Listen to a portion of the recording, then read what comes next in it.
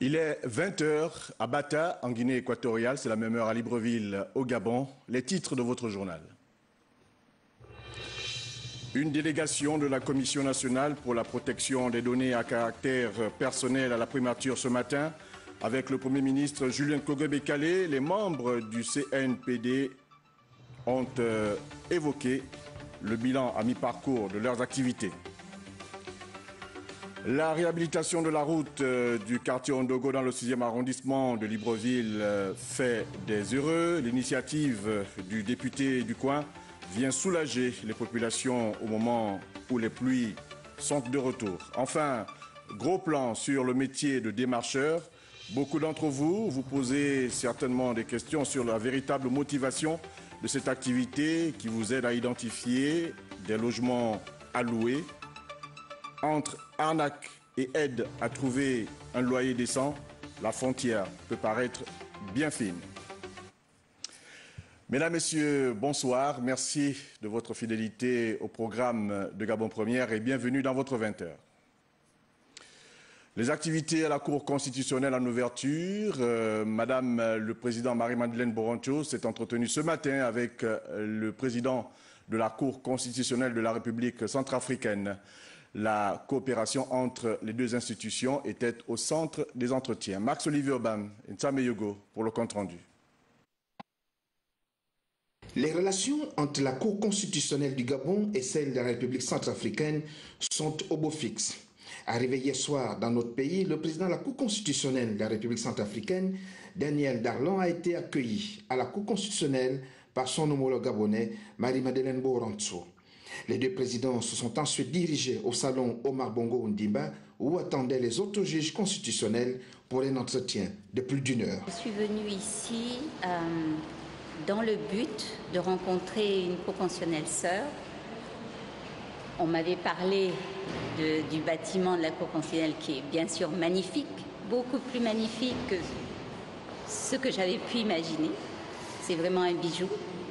Et j'ai eu à échanger avec la Cour constitutionnelle, sœur du Gabon, parce que vous savez que la République centrafricaine est dans une situation difficile, avec des groupes armés.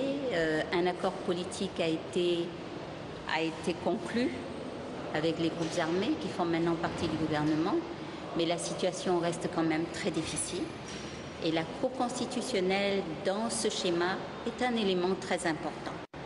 Parce qu'après tout, la Cour constitutionnelle est gardienne de la Constitution et le dernier mot revient à la Cour constitutionnelle.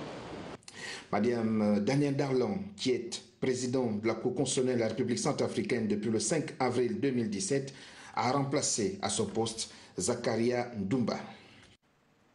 Toujours de la Cour constitutionnelle gabonaise, signalons que cette institution joue un rôle très important, tant dans l'espace africain que francophone. Aussi, son expertise et son expérience sont très appréciées par les autres cours constitutionnelles. Retrouvons Max-Olivier Obam. La Cour constitutionnelle du Gabon et celle de la République centrafricaine ont des échanges fructueux depuis des années.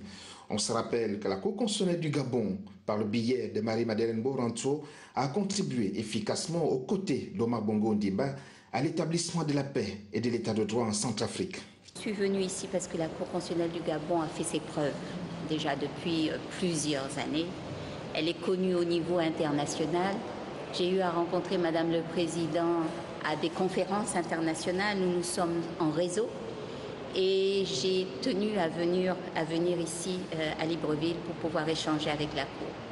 Aujourd'hui encore, les deux institutions partagent la même vision. Et je me suis rendu compte lors de nos échanges que finalement nous avons la même vision, la même façon de concevoir notre mission. Et nous rencontrons, bien sûr à des degrés divers, des difficultés. Mais l'important, c'est d'arriver à avoir cette cohésion au niveau d'une cour, de la Cour constitutionnelle, que la Cour ait une cohésion et que nous allions tous dans le même sens. Et à partir de ce moment-là, la mission de la Cour constitutionnelle devient beaucoup plus facile à accomplir et à assumer. Mais toujours est-il que j'ai eu des enseignements et je me suis rendu compte que nous avons eu dans plusieurs cas la même façon de régler les problèmes. Daniel Darlan achève son séjour dans notre pays jeudi prochain. Actualité au Parlement cette fois, les sénateurs membres de la réunion du bureau et de la conférence des présidents étaient en conclave ce matin au palais Omar Bongo Ondimba sous la présidence de Mme Lucie Milébou-Aubusson-Boussou, président du Sénat. Les questions politiques, économiques et sociales de notre pays ont constitué la trame des débats. Gervais Fabrice Ondjunga, Franck Meksa Mangolo. Ces deux premières réunions statutaires de la deuxième session ordinaire de l'année 2019 ont permis aux vénérables sénateurs, membres du bureau, réunis autour de Lucie Milébou-Aubusson-Boussou, président du Sénat, de poser les jalons de cette session qui sera marquée essentiellement par l'examen et l'adoption du projet de loi des finances 2020. Ouvert en premier, les travaux de la réunion du bureau vont donner l'occasion aux vénérables sénateurs d'examiner les 7 points inscrits à l'ordre du jour, dont les plus importants sont les affaires à soumettre à l'examen du bureau et les communications du président du Sénat. Les débats autour de ces 2 points amèneront les vénérables sénateurs à passer au peigne fin plusieurs questions liées non seulement à la vie de l'institution, mais aussi et surtout à la vie politique, sociale, économique de la nation. S'agissant de la conférence des présidents, ce conclave présidé, comme d'habitude, par le président du Sénat, a été marqué par la présence de Denise Mekamne, ministre des Relations avec les institutions constitutionnelles. Entre autres points débattus, de nombreux textes législatifs, dont le projet de loi portant suppression de certains services publics. Déjà examiné par l'Assemblée nationale, ce texte de loi sera devant les vénérables sénateurs dans les tout prochains jours. L'une des grandes décisions de cette conférence des présidents reste l'interpellation du gouvernement dans les tout prochains jours à travers des questions sur certains sujets visant le bien-être des populations gabonaises. La réhabilitation du palais Omar Bongo Ondimba du Sénat a été également évoquée. À ce sujet, un accord a été trouvé avec la partie chinoise. À la première chambre du Parlement, le site provisoire de l'Assemblée nationale situé à la vallée Sainte-Marie a également abrité la première réunion de la conférence des présidents de la deuxième session ordinaire des députés. Le point sur la rentrée parlementaire 2019 a donc focalisé les échanges. Nicolas Monsard, Tim Boulengue pour l'économie de cette actualité. Entérinées par la réunion de la conférence des présidents, les questions adressées au gouvernement commencent la semaine prochaine. Le groupe de travail commis à cet effet rend les conclusions de sa réflexion ce jeudi à 14h30. Ce groupe de travail devrait proposer des modalités d'organisation des différents types d'interpellations conformément au règlement de l'Assemblée nationale. À retenir également de cette première réunion de la conférence des présidents, l'interpellation du président Faustin Boukoubi aux honorables députés, présidents des commissions et des groupes parlementaires sur la nécessité de produire des propositions de loi. Les obstacles à la production révélés par certains des intervenants, même si elles s'avèrent exactes, et le travail intense de la première session ne sauraient constituer un frein à la nouvelle dynamique de travail insufflée par le président Faustin Boukoubi, qui se fonde sur le nouveau règlement de l'institution et qui a promis, je le cite, « Nous allons mieux nous organiser ». Conduits par leur président, les membres de la Commission nationale pour la protection des données à caractère personnel ont été reçus par le Premier ministre, chef du gouvernement, Julien Kogé-Bekale. Les différents points évoqués ce matin au cours de la rencontre de la primature avec Guy Frey-Ndongobian et Alexandre Nkogé.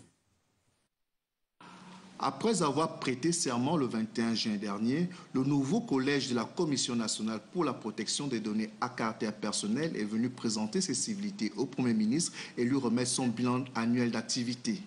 C'est celui relativement à notre loi, qui, notamment à son article 35, qui fait donc obligation à la Commission de remettre à Monsieur le Premier ministre, chef du gouvernement, notre rapport d'activité annuel, notre bilan à mi-parcours.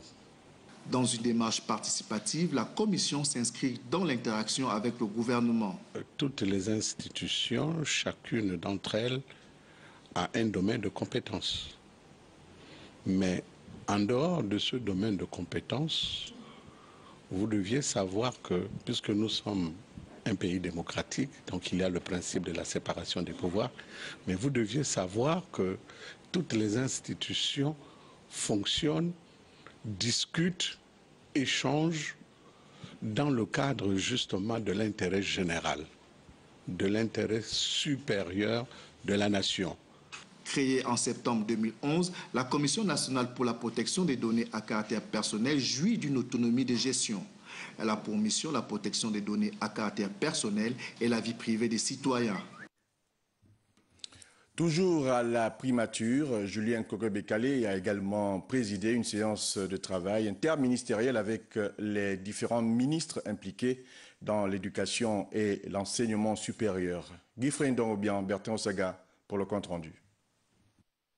À moins d'une semaine de la rentrée administrative, cette réunion ministérielle sectorielle a pour toile de fond l'année scolaire 2019-2020. Les problèmes que nous avons évoqués concernent d'abord le personnel. Vous savez que les enseignants, chez nous, il y en a beaucoup qui étaient en pré-salaire. Nous nous sommes attelés à régler ce problème pour que ces compatriotes et ces collaborateurs puissent, n'est-ce pas, bénéficier des salaires comme leurs collègues. Nous avons bien sûr la situation lancinante, la question lancinante des infrastructures, c'est-à-dire les capacités d'accueil des établissements.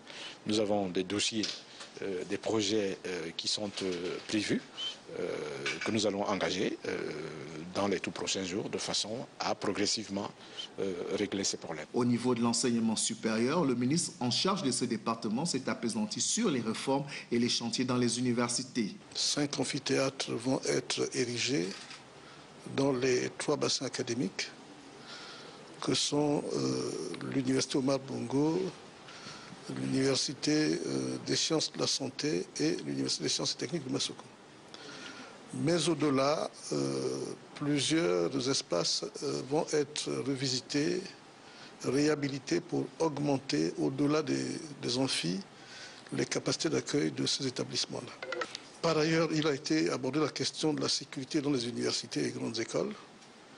Des mesures à la fois d'attente et définitives ont été abordées pour que, de manière pérenne, nous ayons un espace universitaire tout à fait sécurisé.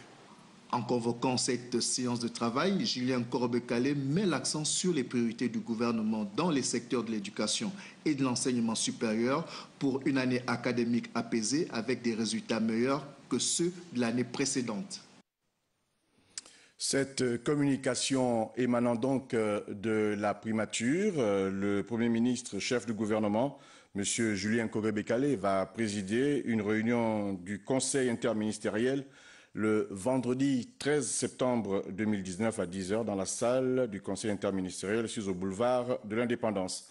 Les membres du gouvernement présents sur le territoire national sont priés d'y prendre part. Coopération France-Gabon, cette fois, le ministre de l'Intérieur, de la Justice, garde des Sceaux, Anissé Edgar Moumoumi Yakou, a échangé ce matin avec l'ambassadeur de France au Gabon, Philippe Autier. Le renforcement des relations entre le Gabon et la France était au centre de cette rencontre.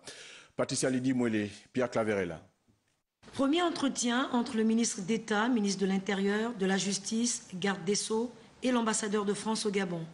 Un tour d'horizon sur les relations France-Gabon et le souhait du diplomate français réside dans la poursuite de cette coopération dans divers domaines. Nous avons fait un tour d'horizon général de notre coopération bilatérale en matière d'état de droit, en matière de justice et en matière d'administration intérieure. Cette coopération est sur une lancée très dynamique. Elle s'est beaucoup densifiée en 2018 et puis cette année. Et j'ai indiqué au ministre d'État que nous, du côté français, souhaitions maintenir cet élan dans un peu tous les domaines. On a parlé notamment, évidemment, ça fait partie de l'état de droit, de l'exercice de la protection consulaire par la France auprès de ses compatriotes qui peuvent être incarcérés. On a parlé de ce que nous pouvions apporter comme contribution en matière de formation au personnel pénitentiaire.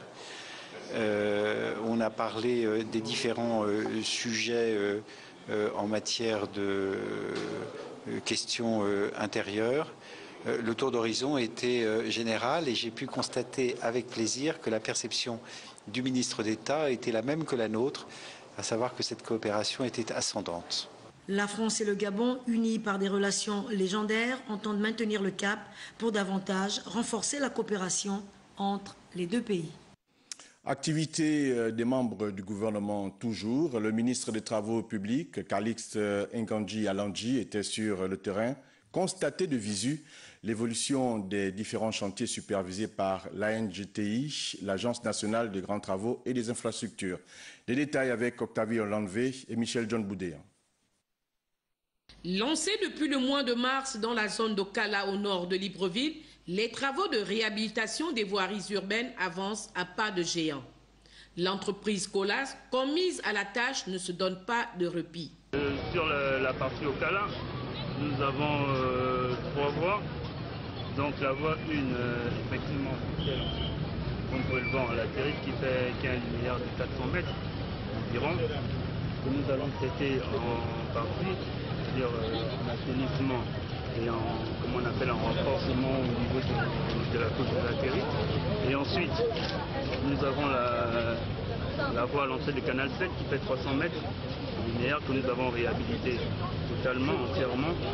Et la dernière voie, effectivement, c'est celle qui part du dispensaire qui va à Mikolongo, qui a été aussi réhabilitée entièrement au niveau de la couche de roulement. Le gros lot, effectivement, c'était de refaire la couche de roulement, ce qui a été fait. Et pour finir, il y avait justement cette voie qu'il fallait refaire en assainissement et en couche de base. La durée des travaux? La durée des travaux sur le premier axe, c'était 1 mois, donc achevé. Et sur cet axe, on va dire 1 mois. Si dans 1 mois, normalement, on aura terminé. Sur place, le ministre Calixte Nganji Alandji, non sans se féliciter de l'avancement de l'ouvrage, a donné quelques orientations pour la bonne continuité des travaux. Précisons que cette campagne de réhabilitation des voiries urbaines s'étendra sur plusieurs sites, à l'instar des quartiers Nzarayon, Lalala Dakar, les Charbonnages et bien d'autres. L'opération est prévue s'achever au mois d'octobre prochain. Nous restons dans le secteur de la route avec la réhabilitation de l'axe routier au quartier Ondogo dans le 6e arrondissement de la commune de Libreville.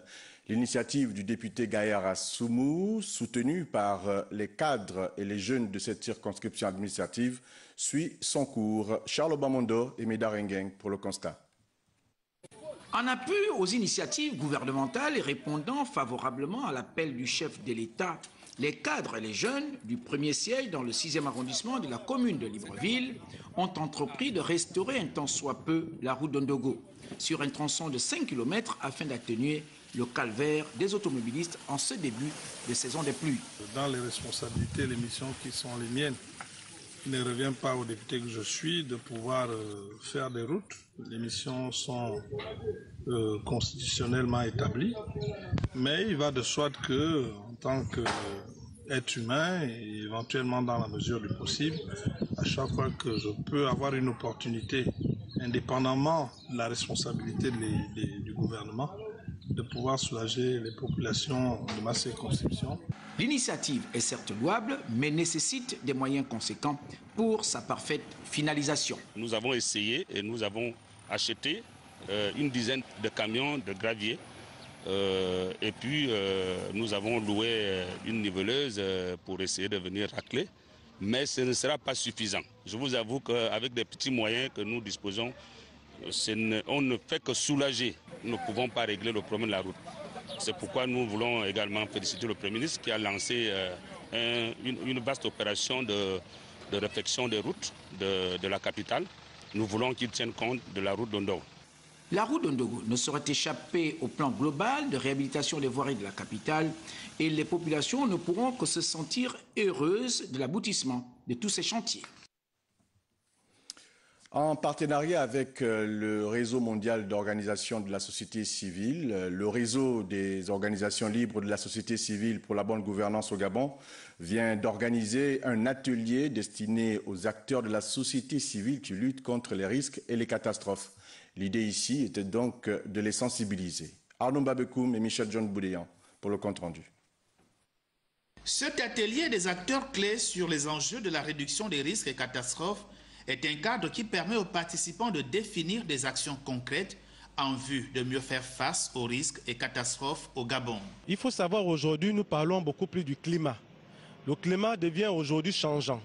Nous avons dans notre pays, le Gabon, pour prendre ne fût-ce que ce cas, nous avons les situations des pluies torrentielles, nous avons des vents violents, nous avons des égoulements de terrain. Il s'agit de trouver les voies et moyens. Ces voies passent par la mise en place des mécanismes. La société civile va se mettre en réseau pour résorber les questions de réduction des risques et catastrophes au Gabon. Un travail collégial qui implique la plateforme nationale de coordination des risques et catastrophes. La contribution, c'est de permettre aux associations et aux ONG qui œuvrent dans la gestion des risques et catastrophes de pouvoir se mettre ensemble et les aider à coordonner leurs activités et de les orienter pour qu'ils se mettent ensemble conformément aux différents cadres de travail qui existent, soit au niveau international, régional, national, parce qu'ils vont désormais travailler en collaboration avec les associations régionales et internationales. Au sortir de cet échange, les participants qui ont été sensibilisés sur la thématique entendent collaborer sur les mécanismes de coordination nationale plus structurés. Avec l'implication du réseau mondial de la société civile, un plan d'action a été défini. Il vous est très certainement arrivé de rencontrer dans les artères de la capitale gabonaise des démarcheurs qui vous proposent la visite d'un logement dans l'espoir que celui-ci vous intéressera. Ceci moyennant d'ailleurs une somme d'argent. Et comme dans les agences immobilières, lorsque la maison vous plaît, vous êtes amené à débourser plus de la moitié du coût du loyer auprès donc du dit démarcheur au titre de commission. Alors, arnaque ou procédé légal? Tentative de réponse dans ce reportage de Betty Nzembe et Bertin Osaga. Se trouver un logement à Libreville relève du parcours du combattant.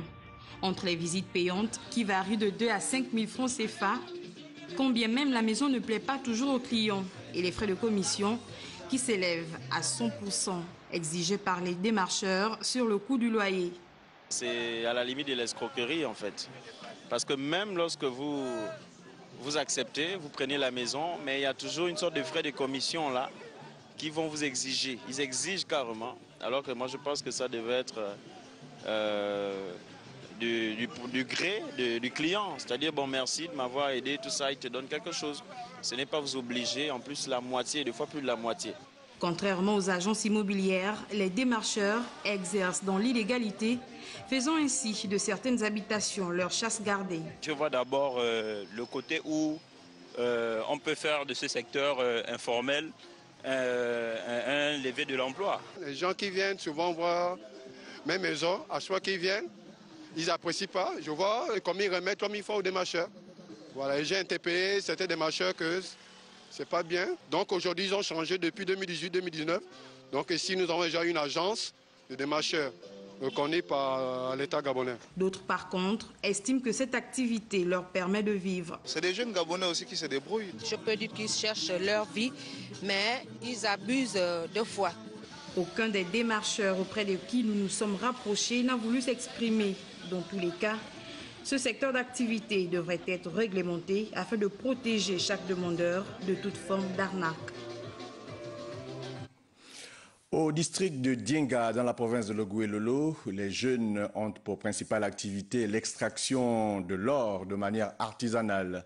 C'est donc pour encadrer et professionnaliser le métier d'orpailleur qu'un fils de cette partie du Gabon a fait venir un expert du secteur minier afin de leur apprendre les procédures adaptées et légales. Envoyés spéciaux, Lariska Laure Mamengi et Bertin Osaga. L'extraction de minerais, notamment de l'or, est désormais l'une des activités phares pratiquées par les jeunes dans le district de Dienga. Seulement, c'est non encadré. L'activité est faite de manière anarchique. Résultat, les exploitants se font régulièrement rouler dans la farine en vendant leur butin. D'où l'initiative d'un fils du coin qui a fait venir un expert dans le domaine pour expliquer aux orpailleurs les rudiments pour que l'activité soit légale. Rassurer les orpailleurs que l'État est en train de faire un travail de fond, quitte à l'organisation de ce métier. L'État est en train d'encadrer cela par des leviers, par des entités que l'État a créées, telles que la Société équatoriale des mines et le comptoir gabonais de collecte de l'or, qui à des actions régaliennes dans nos différentes localités pour encadrer l'orpaillage au Gabon. Après avoir passé plusieurs semaines sur site, les orpailleurs reviennent au village se ravitailler en vivres. Les articles se payent en or. En tant que commerçant, je leur livre la marchandise qu'ils veulent amener en brousse. Et en retour, on calcule en prix d'or. Si je peux prendre la marchandise sur le Grand Évariste, à mon retour, si c'est la marchandise de 500 000, je paye 1 million. Et lui et moi, on se sépare sans problème. Je paye en or. Comme plusieurs localités dans l'arrière-pays, le district de Dienga, situé dans le canton Massamba, regorge d'énormes richesses. Son sol est fertile et son sous-sol plein de minerais. Il a donc toutes les caractéristiques pour être un poumon économique dans la province de Logouelolo et même dans le Gabon. De très belles images de l'arrière-pays. Très prisé par les populations, Internet devient à ce jour une plateforme d'ascension spectaculaire pour bon nombre d'activités révélant même, disons-le, au grand jour des personnalités quelquefois insolites. Reportage, Messagerie Ngobam, Chris Rodolphe Lebomba. Les réseaux sociaux, considérés comme le cinquième pouvoir après les médias classiques, constituent de nos jours une plateforme importante pour bon nombre de mécènes à la recherche de visibilité. Les jeunes ont innové. Cette innovation, c'est le streaming. Le streaming, la publication de leur contenu sur leur page Facebook, sur leur chaîne YouTube, ce qui fait en sorte qu'aujourd'hui, tout le monde peut voir tout et n'importe quoi. Et donc, dans ces contenus, il y a des bons et il y a aussi des mauvais. Ce qui fait en sorte que les jeunes blogueurs ont une influence assez dynamique, pertinente, avec des millions de followers, ce qui constitue, je dirais, une grosse audience. Et qu'est-ce que les entreprises cherchent? C'est de vendre. C'est faire des chiffres d'affaires. Et lorsqu'une entreprise comprend qu'un blogueur peut rapporter 1 million d'abonnés ou 1 million de potentiels clients, et bien effectivement, naturellement, nous investissons de l'argent pour avoir des contrats avec ces blogueurs-là afin d'attirer vers nos entreprises les followers des blogueurs en question. Une réalité qui amène plusieurs opérateurs férus du web à maximiser sur les stars du net dans l'optique de rendre plus populaires et crédibles leurs activités. Les gens utilisent aujourd'hui Internet pour pratiquement tout faire. Ce qui est d'autant plus magique, je dirais, c'est la créativité des jeunes Gabonais. Des personnalités publiques qui ont pu s'affirmer grâce aux réseaux sociaux aussi. Internet continue de ce fait à révéler au grand jour un potentiel suffisamment utile pour la prospérité.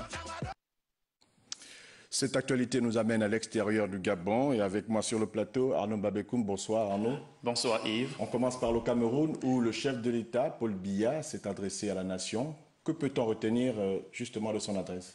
Merci Yves. Vous l'avez dit, c'est tout le Cameroun ou presque qui était devant le petit écran hier pour regarder ou écouter en direct du palais présidentiel de Toudi à Yaoundé Paul Biya, le président camerounais qui voudrait changer de stratégie et opter pour le dialogue. Et ce dialogue est prévu pour la fin de ce mois de septembre. L'occasion sera donc donnée d'examiner les voies et moyens de répondre aux aspirations profondes des populations du nord-ouest et du sud-ouest, dont de trouver des solutions idoines à la crise anglophone. Cette fois, le Soudan et là-bas, les groupes rivaux sont favorables à la paix.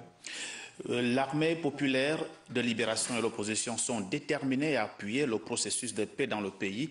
L'accord qui prévoyait la formation d'un gouvernement d'union nationale au plus tard en mai dernier a été repoussé en raison des désaccords. Et mais les groupes rivaux se disent prêts à apporter leur contribution pour la bonne marche du pays. Les partenaires extérieurs sont sollicités pour appuyer pour la mise en œuvre de l'accord, car la date limite pour la formation d'un gouvernement de transition est fixée pour le 12 novembre. Il faut le rappeler, les forces d'opposition ont pleinement accepté l'accord de paix et sont prêtes pour le processus d'intégration afin que le gouvernement d'unité soit formé à temps. On termine avec le Zimbabwe où la dépouille de Robert Mugabe est arrivée à Harare. Yves Mitumba, pas de mobilisation effective pour recevoir la dépouille de l'ancien président zimbabwéen Robert Gabriel Mugabe ou le camarade Bob pour les intimes, dont la dépouille est arrivée aujourd'hui à Harare, la capitale. Une centaine de personnes seulement chantant les louanges du défunt dirigeant s'étaient attroupées pour accueillir le héros de l'indépendance, alors que la famille Mugabe avait publiquement invité tous les Zimbabwéens à se rendre à l'aéroport. Néanmoins, il recevra un hommage national avant d'être inhumé dans un lieu qui reste encore à déterminer. Merci Arnaud. Merci. À demain, 20h pour d'autres brèves. Merci beaucoup. On termine en sport avec la deuxième édition du tournoi Brice Lacruche Alianga dans la commune d'Ovendo qui vient donc de connaître son épilogue. La compétition qui a vu la mobilisation de 12 équipes a donné donc raison à l'équipe de JSK Dakanda qui a battu celle de Dream Team FC d'Ovendo sur un score de 2-1. Le reportage, Georges Kombila et Gérard Magnagna. Une ambiance particulière pour cette deuxième édition du tournoi de la solidarité Brice Lacruche Alianga, ici au stade mythique de l'Escape. Michel Sandrine Mbia rappelle tout d'abord les fondements de ce tournoi de football. Ce tournoi en fait a pour objectif de rassembler les jeunes en cette période de vacances scolaires, de donner aux jeunes, parce que vous savez, il y a beaucoup de jeunes qui veulent jouer, qui veulent de leur donner cette tribune-là pour pouvoir s'exprimer, se rencontrer. Ça fait en sorte que les gens se socialisent aussi entre eux. 12 équipes prenaient part à cette édition. Et le match de la finale oppose l'équipe de la Dream Team et celle de JSK Dakanda. Au terme de 90 minutes, JSK Dakanda s'impose 2-1 face à Dream Team FC. Une belle entrée en compétition pour cette équipe. Ce soir, nous avons seulement appliqué les consignes qui ont été données par l'entraîneur. Et voilà, ça a suivi par une victoire. Je suis très content. Le capitaine de la Dream Team FC tire les enseignements de ce match. Il faut toujours être fair play. On ne va pas dormir sur le fait que l'arbitre a fait comme il a fait. Prochainement, on peut déjà s'entendre à autre chose. Donc, on va revenir toujours avec l'esprit de vouloir gagner le tournoi. Le tournoi de la solidarité Brice Lacruche Alianga a pour ambition de susciter l'émulation chez les jeunes compétiteurs, mais surtout renforcer le vivre ensemble des populations. Voilà, fin de votre 20h sur Gabon Première. 23h, retrouvez Cabrel Guillain, les mamies. Quant à nous, on vous dit à demain, si Dieu le veut.